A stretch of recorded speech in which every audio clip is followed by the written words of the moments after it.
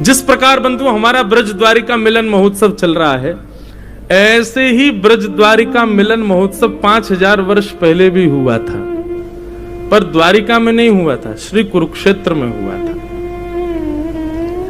जहां पर ब्रज और द्वारिका दोनों का मिलन हुआ, जहां पर देवकी और यशोदा दोनों का मिलन हुआ, जहां पर नंद बाबा और श्री वसुदेव जी का मिलन हुआ, जहां भगवान की पटरानियों का ब्रज की गोपांगनाओं से मिलन हुआ और श्री जी का श्री रुक्मिणी जी से मिलन हुआ। उस प्रसंग के कुछ विस्तृत भाव हैं, विस्तारित भाव हैं, वो सुनाएं। ऐसा अद्भुत सूर्य ग्रहण उस काल में हुआ जिसके लिए सब लोग कुरुक्षेत्र में एक दर्थ एकत्रित हुए। द्वारिका के सब लोग तैयारी करने लगे कुरुक्षेत्र जाने की। तभी ब्रज में हवा की तरह बात पहुंच गई कि भैया बहुत बड़ो यज्ञ है, वे वारो है, सूर्य ग्रहण को काल है, पूरे विश्व भर के लोग कुरुक्षेत्र जा रहे हैं, हम ब्रजवासी को भी जानो चाहिए। ब्रजवासी सब कहने लगे भैया कुरुक्षेत्र जाकर के कहा करेंगे? बोले यज्ञ करेंगे, स्नान करेंगे, तप करेंगे, भजन करेंगे, वहां से पुण्य प्राप्त होगा।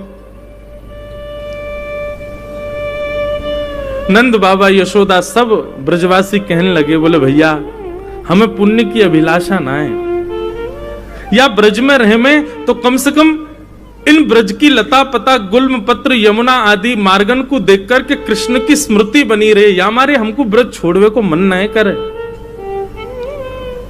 बा कुरुक्षेत्र में जाके कहा पुण्य कमानो हमें, या ब्रज में रहवे से ब्रज कृष्ण की स्मृति बनी रहे, या मारे हमको ब्रज छोड़ के कहीं ना जानो। तभी खबर पता चलती है कि अरे भैया कुरुक्षेत्र के उस भूमि पर तो द्वारिका के समस्त लोग भी पधार रहे हैं और हमारो कन्हैया भी आ रहे हैं,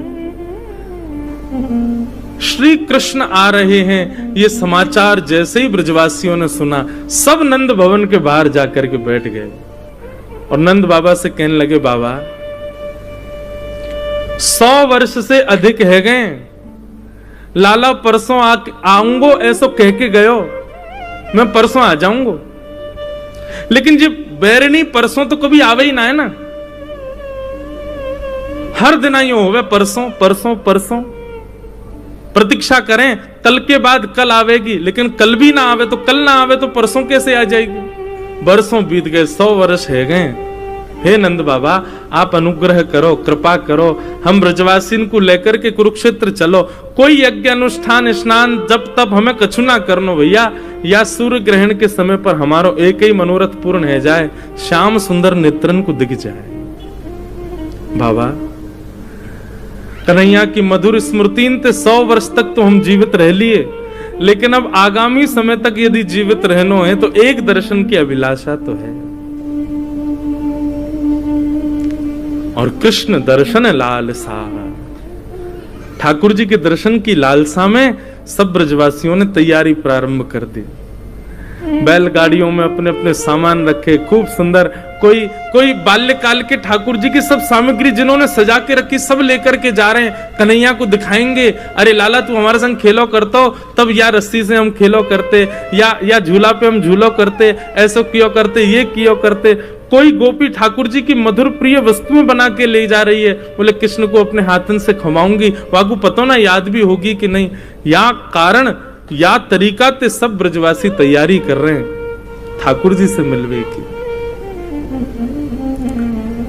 इसी बीच श्री जी के सामने भी प्रस्ताव रखा गया कि आप भी चलें, और सब सखी सहचरी सबकी आज्ञा सो, सबके निवेदन सो हमारी किशोरी जी भी द्वारिका पधारी। पर पुनश्च कहें कृष्ण मिले इस भाव से नहीं, बस यही अनुभूति हो जाए कि जिस नगर में हमें उसी नगर में कन्हैया है, तो कहीं ना कहीं हवा जब बहेगी तो कन्हैया को स्पर्श करके हम तक आ जाएगी, बस यही में हमको संतोष है जाएगा। वो मिले ऐसी अभिलाषा भी नहीं है।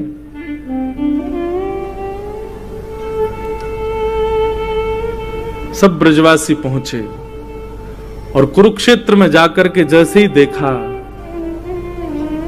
महाराज बड़े बड़े महल खड़े हैं, बड़ी बड़ी अटारियां, ऐसे तो शिविर लगे थे कि महल जैसे शिविर दिख रहे थे, और सब जगह भीड़ लगी है। केवल किसकी? बोले द्वारिकाधीश पधारे, उनके दर्शन की भीड़ लगी है। यशोदा मैया, नंद बाबा एक दूसरे के हाथ पकड़ करके और छड़ी हाथ में लेकर के घूमते हुए जा रहे हैं। यशोदा मैया बोली, आपने मुझसे कही कि वहां तो लाला आवेगो, लाला मिलेगो, यहां तो कोई सुधई नहीं पड़ रही, लाला कहाँ है? बोले आप चिंता क्यों कर रही हो, अभी मिलेंगे ना लाला से, अभी पूछूं कहाँ है ठाकुर जी। अब तो नंद बाबा भोरे बारे ब्रजवासी वहां जाकर के लोगों से कहें, भैया कन्हैया कहाँ है? द्वारिका के लोग बोले, कौन कन्हैया? अरे कन्हैया श्री कृष्ण। अरे अरे भैया ऐसे कन्हैया कन्हैया क्यों बोल रहे हो? जगत प्रतिपालक, राजाधिराज, देवकी नंदन, वसुदेव नंदन, ब्रज उर चंदन, श्री कृष्णचंद्र जी महाराज, सम्मान से नाम लीजिए उनका, राजाधिराज हैं। नंद बाबा कहने लगे, हाँ भैया अब इतना लंबो तो याद होएगा ना हमें, तो अब कृष्ण ही, श्री कृष्ण कहाँ है? द्वारिकाधीश श्री कृष्ण कहाँ है? बोले सामने वो जो पूरी लंबी कतार खड़ी है ना दर्शनार्थियों की, वो सब उन्हीं के दर्शन करने जा रहे हैं। सूर्य ग्रहण का समय है, पूरे विश्व भर के भारतवर्ष के ऋषिगण आए हैं। ठाकुर जी का तुलसी अर्चन चल रहा है, ठाकुर जी का सहस्त्रार्चन चल रहा है, भीतर भगवान के पुष्पार्चन चल रहे हैं। यशोदा मैया, नंद बाबा तुलसी अर्चन, पुष्पार्चन, सहस्त्रार्चन समझ ही नहीं पा रहे ये होवे का है भैया। बोले अच्छा। भीड़ लगी है चारों तरफ ठाकुर जी के दर्शन की, और वही भीड़ में श्री नंद यशोदा पहुंचे। द्वारपालन से जाके कहें, भैया कन्हैया यहीं भीतर ही बैठो है? बोले श्री कृष्ण कन्हैया? बोले जी जी जी, हाँ वो द्वारिकाधीश जी यहीं विराज रहे हैं, हमें वहां को दर्शन करने मिल सके। द्वारपाल ने पूछी, आपको परिचय? बोले भैया हम ब्रजते पधारे हैं, हम नंद बाबा हैं जी, यशोदा मैया है। 11 वर्ष 56 दिन ठाकुर जी हमारे पास ही रहे ब्रज में, बहुत दिन है गए, 100 वर्ष है गए, तो आज उनके दर्शन करवे आए। जैसे सुने नंद यशोदा, द्वारपाल के नेत्र सजल हो गए, दंडवत हो गए चरणों में। बोले भगवान आप श्री नंद बाबा हैं, आप श्री यशोदा मैया हैं? बोले जी। बोले भगवान मैं आपको कहा बताऊं, वर्णन को विषय नहीं है, लेकिन हमारी द्वारिका में ठाकुर जी भले ही वसुदेव जी के पुत्र हैं, भले ही यशोदा मैया के, भले ही देवकी मैया के पुत्र हैं, पर आज भी हमारी द्वारिका में जन्माष्टमी में पूरा द्वारिका गावे, नंद घर आनंद भयो जय कन्हैया लाल की, यशोदा के लाला भयो जय कन्हैया लाल। अरे कहां तक कहें, स्वयं देवकी वसुदेव भी यही कीर्तन को गावे कि नंद घर आनंद भयो। आज नंद बाबा के दर्शन है रहे, चरण पकड़ लिए, चरणन की धूल अपने माथे से लगाने लगे। आप भीतर पधारो, 4-5 सैनिक लगा दिए, बोले इनको लेके भीतर आओ। भीड़ बड़ी लगी है महाराज, ठाकुर जी की अर्चना चल रही है, ठाकुर जी सिंहासन पर बैठे हैं, संत महापुरुष कोई तुलसी अर्चना कर रहे हो, कोई पुष्प अर्चना कर रहे हैं, ठाकुर जी बैठ करके प्रेम से अपनी अर्चना करवा रहे हैं। इतने में एक द्वारपाल गया दौड़ा दौड़ा, बोले ठाकुर जी ब्रज से नंद यशोदा मैया पधारे। नंद यशोदा नाम सुनते ही ठाकुर जी को स्मृति नहीं रही कि मैं कहां हूं, क्या चल रहा है, किस भाव में है। ठाकुर जी के तुरंत नेत्र खुले। बोले कहा कहते ना भैया कौन पधारे? बोले नंद यशोदा मैया आए, सामने आ रहे हैं देखो। जैसे ही सिंहासन पर बैठे हुए ठाकुर जी ने यशोदा मैया को देखो, ठाकुर जी कूदे नहीं, इतने देहाभिमान शून्य हो गए, देह की सुध नहीं हुई कि ठाकुर जी वहीं मानो जैसे मूर्छा अवस्था में गिर पड़े हों। संभाला सैनिकों ने जाकर के। बोले मुंह को लेके चल, मेरी यशोदा मैया आ रही है, जल्दी लेके चल, विलंब मत करे। ठाकुर जी को लेकर के आए। यशोदा मैया की नेत्रों की ज्योति अभी उतनी है नहीं, रो रो करके कृष्ण के स्मरण में यशोदा मैया के नेत्रों की ज्योति चली गई है। ठाकुर जी गए, जाकर के अपने सबसे प्रथम तो मुकुट को यशोदा मैया के चरणन में पधराया, और जैसे ही यशोदा मैया के मधुर चरणार बिंदों को अपने हृदय से लगाया, ठाकुर जी छोड़े नहीं। समस्त पटरानियां खड़ी हैं, बड़े बड़े ऋषि महापुरुष खड़े हैं, सूर्य ग्रहण का काल है, सब यहां अर्चना वंदन कर रहे हैं, बड़े बड़े ब्राह्मण तप में बैठे हैं, जप में बैठे हैं, और यहां एक अलग ही दर्शन हो रहा है। द्वारिकाधीश श्री यशोदा मैया के चरणों से लिपट करके करुण क्रंदन कर रहे हैं।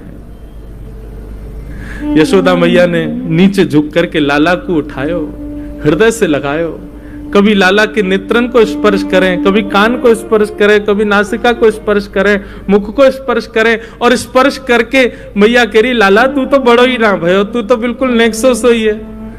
जैसे स्पर्श को भाव, जैसे स्पर्श को सुख तेरो बाल्यकाल में, लाला तेरो अभी भी वैसो ही है। इतना रोए द्वारिकाधीश। यशोदा मैया ने जो वस्त्र धारण किए थे सब गीले हो गए ठाकुर जी के अश्रुओं से। महामंत्री सेनापति सब विचार कर रहे हैं, आसन लगाओ, सिंहासन लगाओ। ठाकुर जी बोले दूर करो सबको, मैया तू जल्दी बैठ भूमि पर। यशोदा मैया बैठ गई, और जैसे कोई 1-1.5 वर्ष, 2 वर्ष, 3 वर्ष को बालक गोद में लिपट करके, गोद में लेट करके और मैया के वक्ष से लिपट जाए, ऐसे द्वारिकाधीश राजाधिराज सामने नाती खड़ा है, सामने ठाकुर जी के परपोते खड़े हैं, सामने ठाकुर जी के पुत्र खड़े हैं, और ऐसी स्थिति में श्री यशोदा मैया के हृदय से लिपट करके ठाकुर जी उनके वक्ष को टटोल रहे। मैया से कह रहे, मैया मुंह को अपना दूध पिवाए दे। यशोदा मैया से लिपट गए और बार बार कह रहे, मैया मुंह को क्षमा कर दे, मैं तुमको वचन दे के गयो लेकिन नहीं आयो, मैया मुंह को क्षमा कर दे। यशोदा मैया और ठाकुर जी के इस मधुर मिलन को देखकर के द्वारिका के लोग अपने प्रेम पर प्रश्न चिन्ह उठाने लगे। क्या हम वास्तव में द्वारिकाधीश से प्रेम करते हैं? ये कैसा प्रेम इन ब्रजवासियों का? नंद बाबा यशोदा ठाकुर जी के चरणों का स्पर्श कर रहे हैं, केश में हाथ घुमा रहे हैं। यशोदा मैया वक्ष से लगा करके लाल जी को खूब दुलार कर रही है। ठाकुर जी भूल गए कि पुत्र पौत्र सब खड़े हैं मेरे, नन्हे से बालक के भांति यशोदा मैया के अंग से लग गए। और पूरे सूर्य ग्रहण के समय में यही अनुष्ठान चला, प्रेम का अनुष्ठान, ब्रज द्वारिका मिलन के प्रेम का अनुष्ठान। सब द्वारिकावासी ब्रजवासियों को खोज रहे हैं, कहां है ब्रजवासी, और सब ब्रजवासियों को खोज खोज करके अपने हृदय से लगा रहे हैं। बोले आप भी ब्रज से हैं? बोले हाँ हम ब्रज से हैं। जो ब्रज को दिख जाए द्वारिका के लोग दौड़ करके जामे, उनको हृदय से लगामे। सब ब्रज द्वारिका मिलन महोत्सव कर रहे हैं।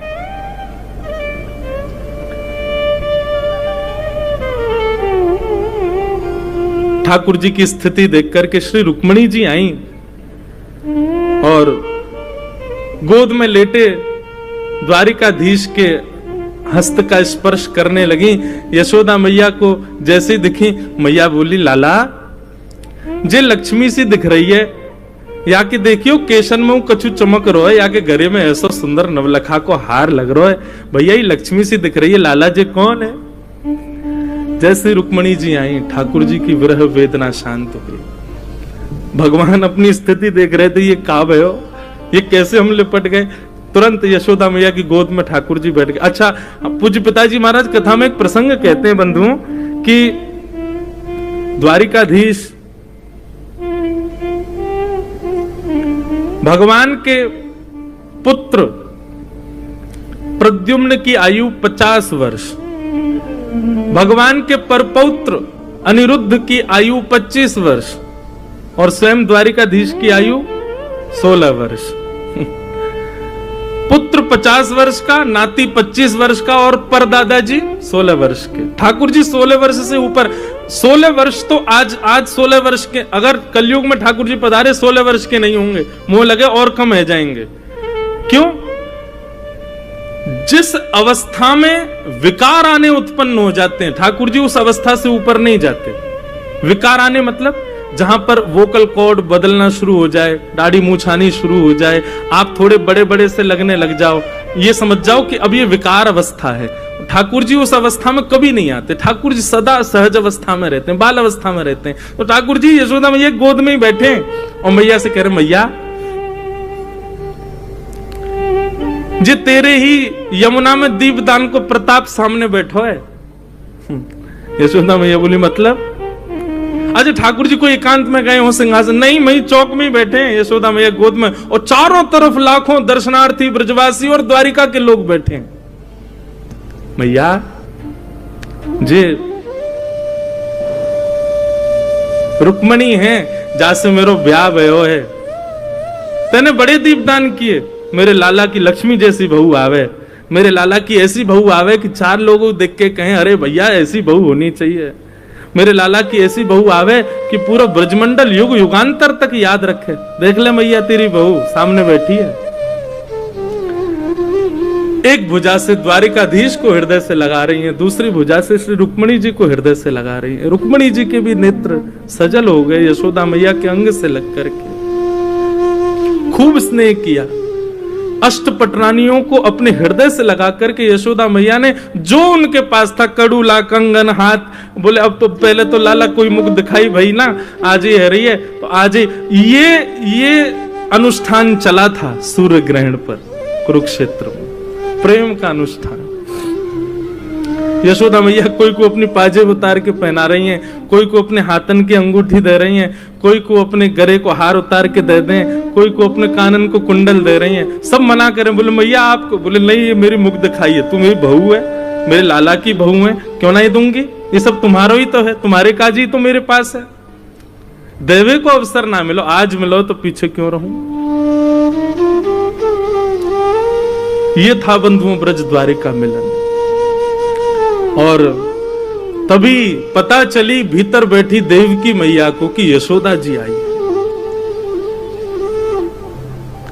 देवकी और वसुदेव जी दोनों पधारे। यशोदा मैया के कान में ठाकुर जी बोले, मैया सामने देवकी मैया आई है, मैया को कम दिखाई दे ना, या हमारे ठाकुर जी संबंध को परिचय दे रहे हैं। बोले मैया, देवकी मैया सामने आई है। देवकी मैया को देखते ही यशोदा मैया दंडवत साष्टांग प्रणाम करने लगी। देवकी मैया कह रही, अरे बहन कहा कर रही हो। बोले विधाता कृपा करे तो आपके चरणन की कण से मुंह पे नेक अनुग्रह है जाए तो या जन्म में तो ना मिलो, लेकिन अगले जन्म में कृष्ण जैसा पुत्र मुंह को भी प्राप्त हो, ऐसा अनुग्रह मुंह पे है जाए। देवकी मैया के चरणन से लग गई। देवकी मैया ने उठाकर के हृदय से लगाया। ये मधुर मिलन, खूब स्नेह दे रही हैं एक दूसरे को। बोले आपको पुण्य कितना श्रेष्ठ है, कन्हैया जैसो लाला आपके घर भयो। बोले मेरे पुण्य की कहा कहोगी बहन, मेरे तो 6 बालकन को कंस ने मार दियो, 7वें बालक को जन्म नाय भयो, 8वें बालक के रूप में कन्हैया आयो, पर कंस तो इतना क्रूर राजा जन्म लेते ही बालकन को मार दे। ये तो आपके और नंद बाबा को प्रताप हो कि हमारो लाला सुरक्षित रहो। 11 वर्ष 56 दिन तक आपने वह को खूब ध्यान रखो। आज भी हमारी द्वारिका में कोई यो ना के देवकी के लाला की जय, सब यूं ही के नंद यशोदा के लाल की जय। नंद घर आनंद भयो जय कन्हैया लाल की। हर जन्माष्टमी आपके ब्रज को छोड़े भय, भले ही लाला को 100 वर्ष है गए होंगे, लेकिन हमारी द्वारिका में तो आज भी द्वारिकावासी नंद घर आनंद भयो, यशोदा के लाला भयो। और मैं कोई को रोकू ना, मुझको भी तो वही में सुख मिले। यशोदा मैया और देवकी का मिलन हुआ। सब ब्रज अवध के लोग, ब्रज और द्वारिका के लोग मिल रहे हैं। द्वारिका के लोग बहुत सम्मान कर रहे हैं ब्रजवासियों का। ये स्थिति देख करके सब भूल गए किसके क्या जब चल रहे हैं, क्या अनुष्ठान चल रहे हैं। हवन की सारी अग्नियां ठंडी पड़ गई महाराज। जहां प्रेम की बाढ़ आ गई हो वहां कौन सी अग्नि जल सके। ऐसा मधुर मिलन हो रहा है। तभी एक सखा ने जाकर के ठाकुर जी को संकेत किया, लाला श्री जी पधारी हैं। श्री जी का नाम स्मरण सुनते ही ठाकुर जी मंत्रमुग्ध हो गए। एक बार को ठाकुर जी भूल ही गए कि हम द्वारिकाधीश हैं, पर श्री जी का नाम सुनते ही तो ठाकुर जी की व्याकुलता और बढ़ गई। बोले कहां है? बोले कुंज में विराज रही हैं, आप चलो। ठाकुर जी बड़े सहमे सहमे से श्री जी के पास जा रहे हैं। जैसे ही ठाकुर जी ब्रजवासियों के शिविर में प्रवेश करते हैं, किशोरी जी बैठी हैं। किशोरी जब से ब्रज छोड़ के ठाकुर जी गए ना, तब से एकांत में रहती हैं, बस अष्ट सखियों के मध्य में रहती हैं, बहुत कम वार्ता करती हैं। जैसे ही ठाकुर जी ने शिविर में प्रवेश किया, किशोरी जी के नेत्र खुले। तुरंत ललिता, मुंह को ऐसा क्यों लग रहा है कि कन्हैया आ रहे हैं? बोले नहीं, कन्हैया क्यों आएंगे? अभी अभी मुझको पता चली, उनको तो सहस्त्रार्चन, तुलसी अर्चन आदि सब चल रही है। वो सूर्य ग्रहण को समय है ना, तो सब वहीं व्यस्त हैं। पूरे भारतवर्ष के बड़े बड़े संत ऋषि पधारे हैं, सब वहीं पर अर्चना कर रहे हैं। वो तो बहुत व्यस्त हैं, लाडली जी वो कैसे आवेंगे? किशोरी जी बोली, मुझे उनके तन की सुगंध पता है, और इस समय आभा मंडल वायु जो बह रही है उसमें ठाकुर जी के तन की सुगंध आ रही है, और मुझको पूर्ण विश्वास है कि श्याम सुंदर पधार रहे हैं। इतने में ही शिविर का जो कपाट था वो खुलना हुआ, और जैसे ही वहां से प्रवेश किया द्वारिकाधीश ने, देख करके सब सखियां भाव विह्वल हो गईं। किशोरी जी भाव विह्वल नहीं हुई, नीचे नेत्र करके बैठी। पता है कि ठाकुर जी आ गए, पर देखूं कैसे, किस अंग को पहले देखूं? 100 वर्षों की प्रतीक्षा। चरणों को देखूं, हस्त कमल को देखूं, मुखमंडल को देखूं, कहां से प्रारंभ करूं देखना? ठाकुर जी जहां खड़े वहां से मुंह इतर करके श्री जी बैठी। कैसे देखूं, किसको पहले देखूं? ललिता विशाखा को थोड़ी सुध आई, श्री जी के बगल में स्थान था, वहां आसन ठाकुर जी का पधराया, इत्र का छिड़काव किया, गुलाब जल बिछाए। आओ लालन विराजो।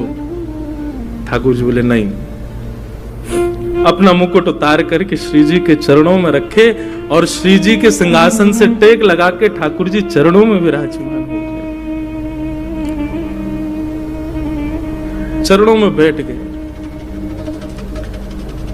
और स्वयं द्वारिकाधीश अपने कर कमलों से श्री जी के मुखमंडल को अपनी ओर करते हैं, और कितना सुंदर स्वरूप है श्री जी का।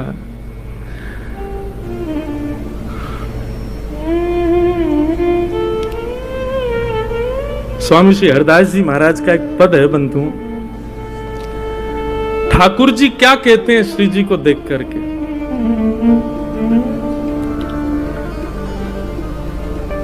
प्यारी जू जब जब देखूं तेरो मुख, तब तब नयो नयो लागत। हे श्यामा जी, वैसे तो आप निरंतर द्वारिका में भी हम रहे तो हमारे चित्त में रहती हैं, पर निरंतर आपके हर बार के रूप की वर्णन कहा करूं? हर बार एक नयो रूप से दिखे आप में।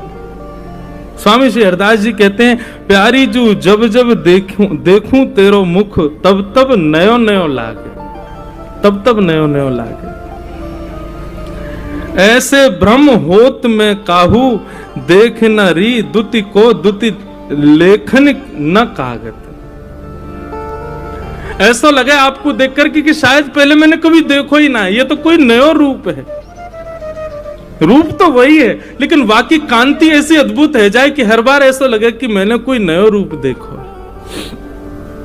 आपके अरूप की बलैया। कोटि चंद्र ते कहां दुराऊं, री नए नए रागत, श्री हरिदास के स्वामी श्यामा कहत काम की सांति, न होई तुष्टि रही निस दिन जागत। कोटि कोटि चंद्रमान से भी यदि आपकी नजर बलैया उतारूं तो भी फीको लगे, ऐसो मधुर स्वरूप है ठाकुर जी श्री जी को। किशोरी जी को मुखमंडल देखा और जैसे किशोरी जी का मुख अपनी ओर किया, श्री जी के नेत्र ठाकुर जी के नेत्रों से मिले।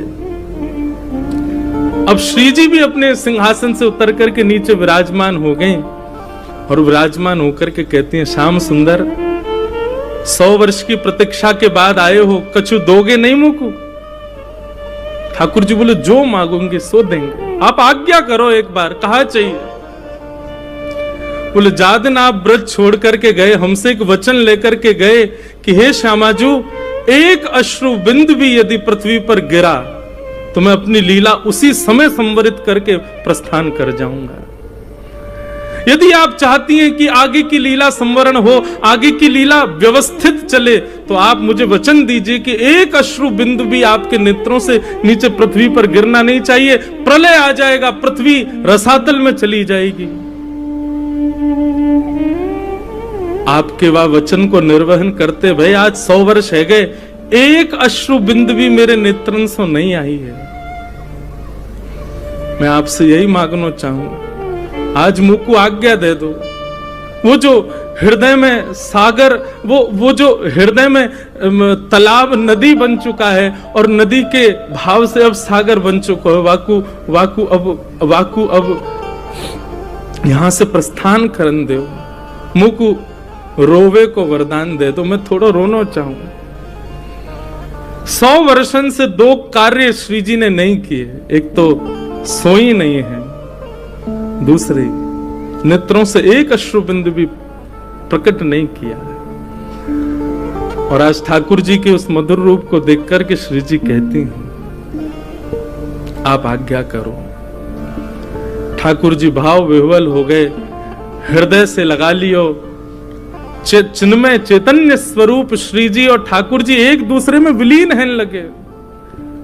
सब सखियां रूप को देख करके आनंदित हैं लगी। ठाकुर जी के द्वारिका रूप, द्वारिकाधीश रूप से वह रूप को धुला करके अब वृंदावन चंद के रूप में उनको तैयार करने लगी। टेढ़ो पाग, टेढ़ो से मुकुट सिर पर धारण करायो, कारी कमरी पहनाइए, हाथन में शंख चक्र गदा पद्म थे, 2 भुजा वाले ठाकुर जी है गए। कर में मुरली पधरा दे, ठाकुर जी की कारी कामर डाल करके चंदन को इत्र लगायो, ठाकुर जी की मधुर पत्रावली को श्रृंगार करके श्री जी के बगल में बैठा दिए।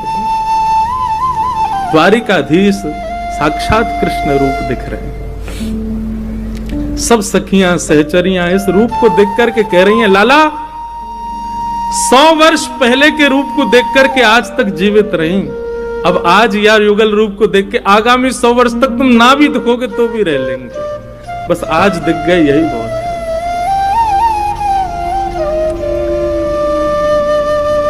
श्री ठाकुर जी श्री जी से मिले। सब सखियों ने ठाकुर जी का ब्रज नंदन के रूप में श्रृंगार किया और श्रृंगार करके श्री जी के बगल में बैठाए और बैठा करके खूब नेत्रन से निहारो। और बंधुओं, अब यहां ब्रज द्वारिका मिलन महोत्सव में निभृत निकुंज का रास हुआ। 100 वर्ष के पश्चात द्वारिकाधीश रास कर रहे, केवल अष्ट सखियां हैं, किशोरी जी हैं और श्याम सुंदर है। रास बिहार हुआ।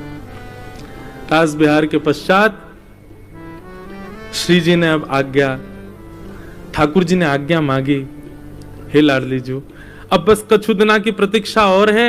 वैसे तो मैं नंदन रूप से नित्य वृंदावन में विराजमान हूं, पर कछु दिना की प्रतीक्षा के पश्चात ये लीला पूर्ण होएगी और हम और आप पुनः अपनी कुंज में प्रवेश करेंगे और सदा सर्वदा के लिए ये रास अनवरत वृंदावन में चलता रहेगा।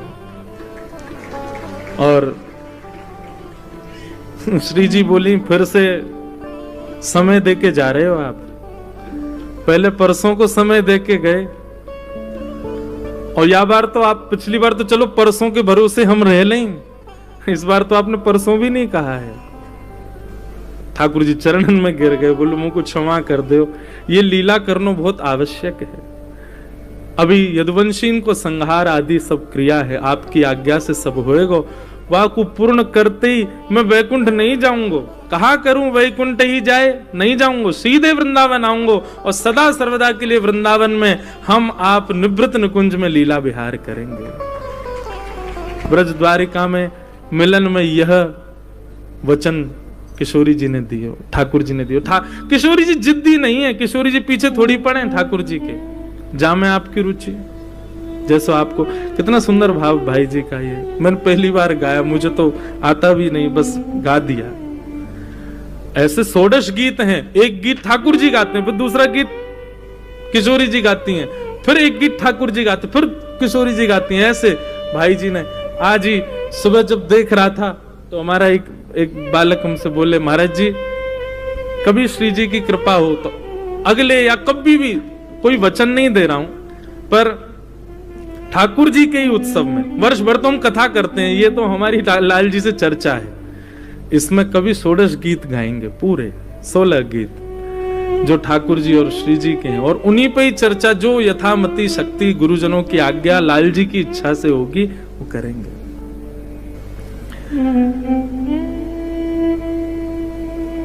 तुमरो सुख ही है मेरो सुख, जानना कछु सुख जानो।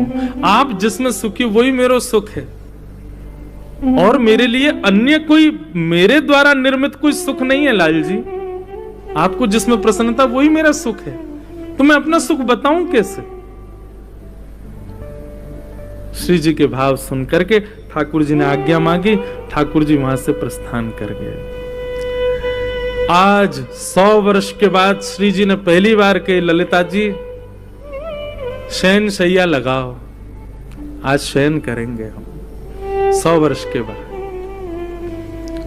ठाकुर जी की काली कामर नित्य श्री जी ओढ़ती हैं और वंशी को अपने चित्त से लगाती हैं।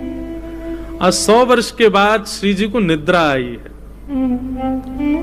पड़ गई शयन शैया पर।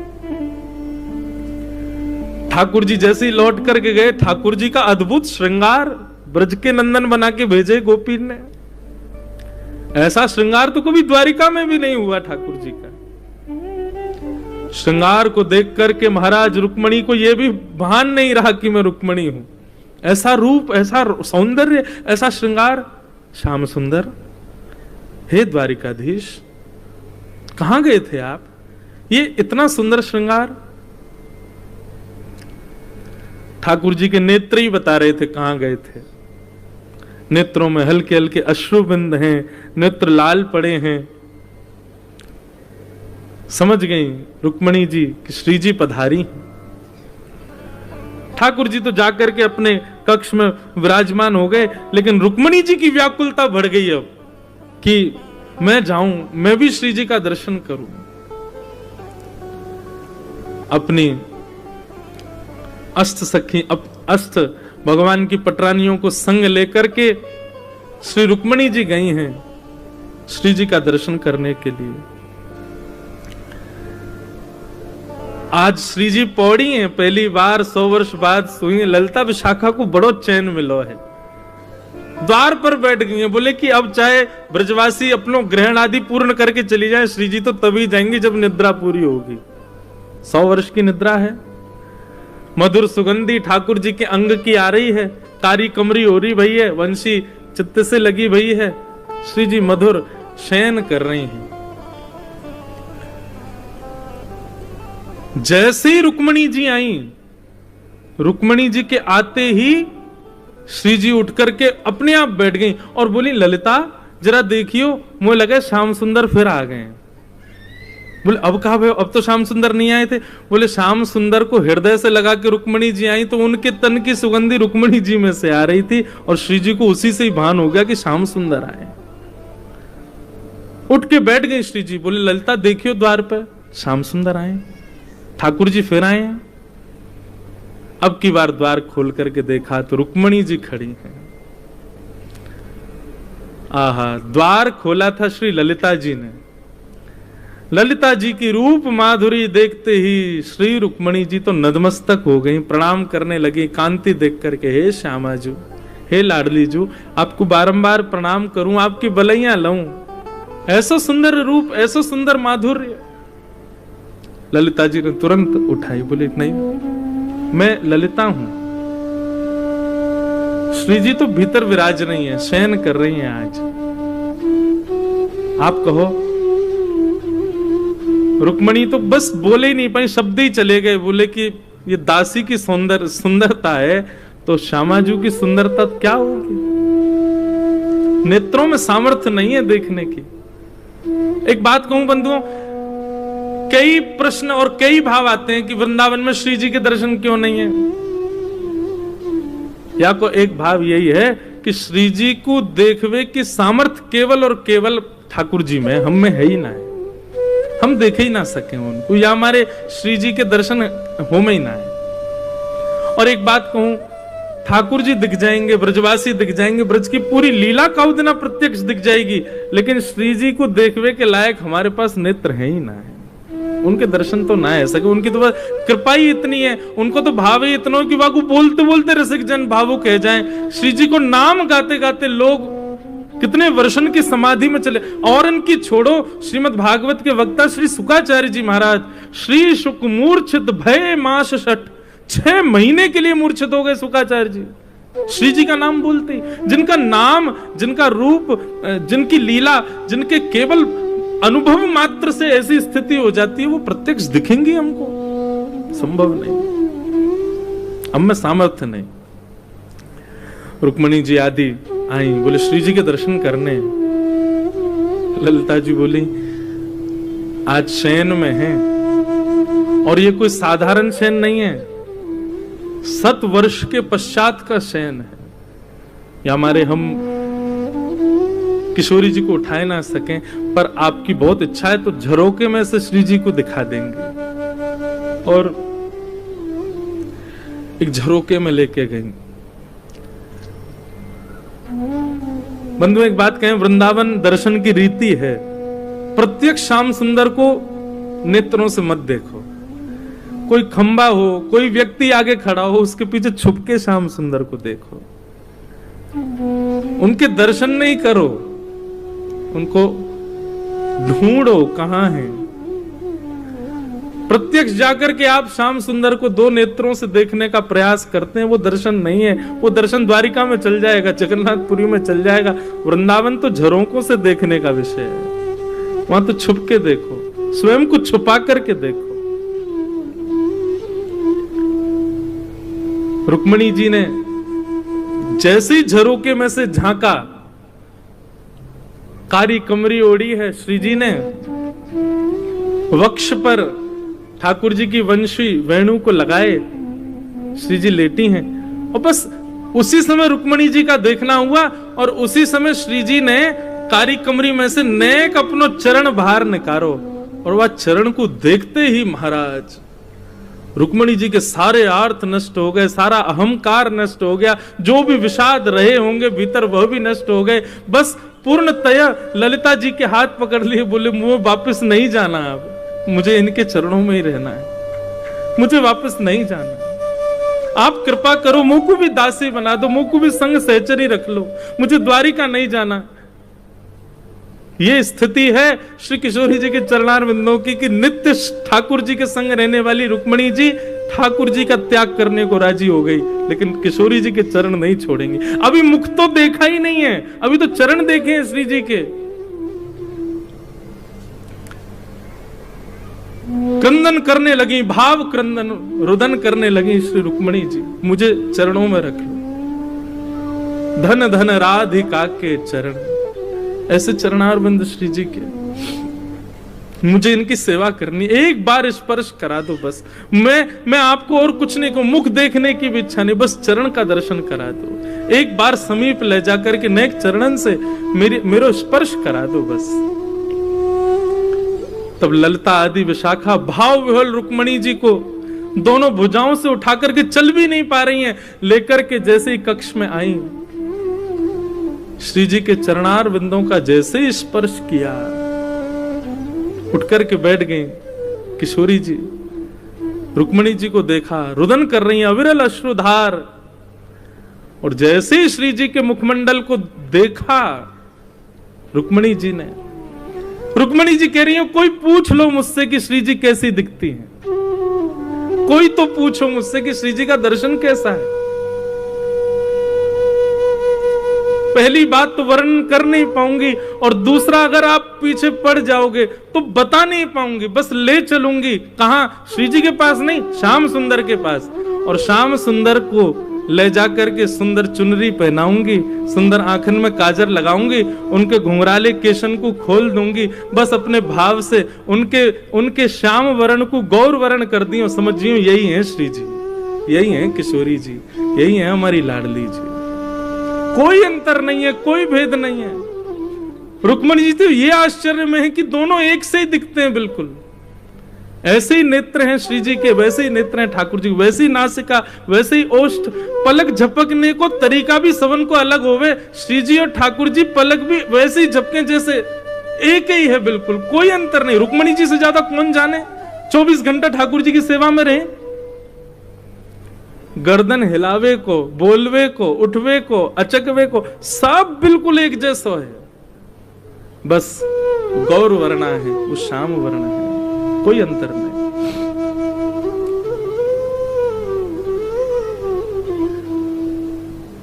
ये है असली ब्रज द्वारिका मिलन। खूब देर तक श्री जी के चरण सेवा करती रही। श्री जी अपने हस्तकमल से रुक्मणी जी के मस्तक को फेरती रही। आपस में खूब प्रेम चर्चा, भाव चर्चा हुई।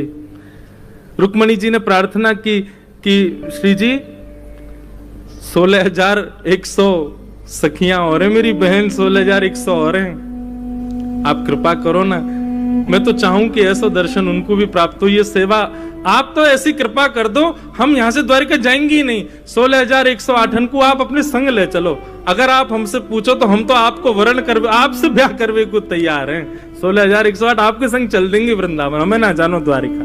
द्वारिकाधीश रहे अपने यदुवंशी के संग, हमें तो आपको संग चाहिए, अब आपके संग चलेंगे। किशोरी जी बोली नहीं, ध्यान रखो हमारे हृदय बिहारी को, कछु दिना के बात हो रहे, खूब स्नेह करो, खूब भाव, फिर आप आ जाइयो कुंज में, आप भी विराजमान है जाइयो, वहां कुंज की लीला में फिर संग रहेंगे। और रुक्मणी जी प्रणाम करके आज्ञा लेकर के कि आप पधारो, ऐसा भाव रख करके गई। श्री जी बोली ठीक है, मैं प्रयास करूंगी, आऊंगी। और रुक्मणी जी वापस चली गई। प्रतीक्षा कर रही हैं कब श्री जी पधारेंगी, कब किशोरी जी आएंगी। और सायंकालीन समय भयो, 16,100 पटरानियां अपनी पलकें बिछाएं खड़ी हैं, सब प्रतीक्षा कर रही हैं, श्याम सुंदरा श्री किशोरी जी पधारेंगी। और तभी ललिता विशाखा सब अष्ट सखीन के साथ श्री जी पधारे। श्री जी के रूप माधुरी को दर्शन, श्री जी के चरणन को दर्शन, श्री जी के भाव को दर्शन करके सब निहाल हो गई। कितनी तो मूर्छित हो गई, गिनती नहीं, श्री जी को रूप देख करके। खूब सारी सामग्री प्रस्तुत की गई। गरम दूध का पात्र, अब सखियों को सबने, रुक्मणी आदि ने कही आप सब कोने हैं, जाओ हम सेवा में रहेंगी, हम कुछ सेवा को अवसर दो। और सिंहासन पर विराजमान करके श्री जी के कोई भगवान की पटरानी श्री जी के पामन में नूपुर पहना रही है, कोई हाथन में कड़ूला पहना रही है, सुंदर श्रृंगार कर रहे हैं, महावर लगा रही हैं। रुक्मणी जी पत्रावली बना रही हैं, श्री जी को श्रृंगार कर रही हैं, माला पहना रही हैं, इत्र छिड़क रही हैं, सुंदर कुंज जैसी बनाई है। और सब सखियां श्री जी की सेवा में। और ऐसे नहीं कि कोई भार पड़ रहा हो, बल्कि एक दूसरे से जिज्ञासा कर रही हैं, अब नेक मोकू दे दे अवसर, अब नेक मोकू दे दे अवसर। सबके अंदर जिज्ञासा, हम जाएं श्री जी के पास, उनकी सेवा करें। सामग्री पधराई गई सामने पाने के लिए। और तभी रुक्मणी जी ने भाव गलती से बोल दिया, बोले आप प्रसाद पालो, तो मना कर रही थी तो गलती से मुख से निकल गया। ये हमारे द्वारिकाधीश को अधरामृत है। अधरामृत शब्द सुनते ही श्री जी ने तुरंत वो दुग्ध को पात्र जो बहुत गर्म हो, तो अब सखियां संग होती तो फूंक करके नेकवा को ठंडो करके तब श्री जी को पवाती, लेकिन सखियां तो सब दूर खड़ी हैं। अब तो सब कृष्ण पटरानियां चारों तरफ बैठी हैं, कोई ने विचार नहीं किया। और महाराज श्री जी ने जैसी पता चली अधरामृत, 100 वर्ष बाद अधरामृत प्राप्त हो ठाकुर जी को, तुरंत उठाई करके मुख से लगा करके पान करने लगी। इतने में सब सखियां भी दौड़ी दौड़ी गईं, मुख के कुछ भागंशों वो अधरामृत छिटक रहे हो। सब ललिता विशाखा आदि सखियां अंजलि फैला करके बैठ गईं, 2-4 बूंद भी यदि हमको प्राप्त हो जाए तो कृपा हो जाए। यहां तो श्री जी केवल ठाकुर जी को अधरामृत ले रही हैं, लेकिन सखियां तो अंजलि फैला करके श्री जी ठाकुर जी दोनों को अधरामृत पान कर रही हैं। और वही अधरामृत को पान जो सहचरियां कर रही हैं, उन सहचरियन के मिलित अधरामृत को पान सब कृष्ण पटरानियां कर रही हैं। अद्भुत भाव दशा, वर्णन नहीं हो सकता उसका। ऐसी हमारी श्यामाजू ठाकुर जी के चरणों में छाले पड़ गए, कथा सबको पता है। रुक्मणी जी ने जब दर्शन किए तो फिर ठाकुर जी ने बताई, श्री जी के चित्त में हमारे चरण विराजमान हैं, उनके चित्त में हमारे चरण विराजमान है। यही हमारे ये भाव दशा भैया। बोलो ब्रज द्वारिका मिलन महोत्सव की जय। ये है ब्रज द्वारिका को वास्तविक मिलन।